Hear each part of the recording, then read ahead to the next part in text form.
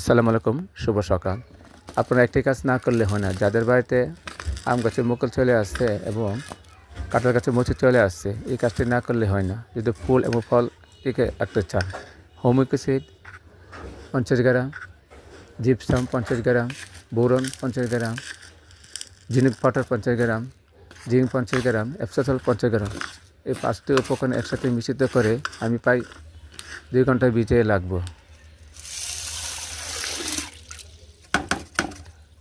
মিশ্রিত দ্রবণটি 2 লিটার জলে ভিজিয়ে রাখার পর প্রায় 2 ঘন্টা পর আমি 20 লিটার জলের সাথে এই দ্রবণগুলি মিশ্রিত করব। মিশ্রিত করে প্রত্যেকটি আম গাছের গোড়ায় এবং কাঁঠাল গাছের গোড়ায় আধা তাপার থেকে চারদিকে ঘুরিয়ে দিয়ে দিব, যাতে করে ফুল এবং ফল ঝরে না যায়, তাতে ফুল ফল টিকে থাকবে।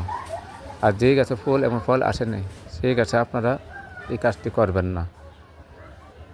ফুল ও ফল আসলে অবশ্যই এই কাজগুলি করবেন।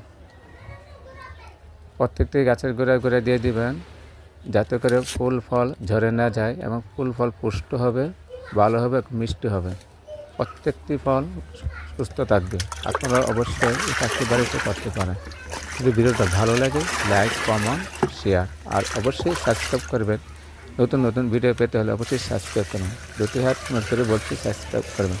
আপনারা ভালো থাকবেন, সুস্থ থাকবেন।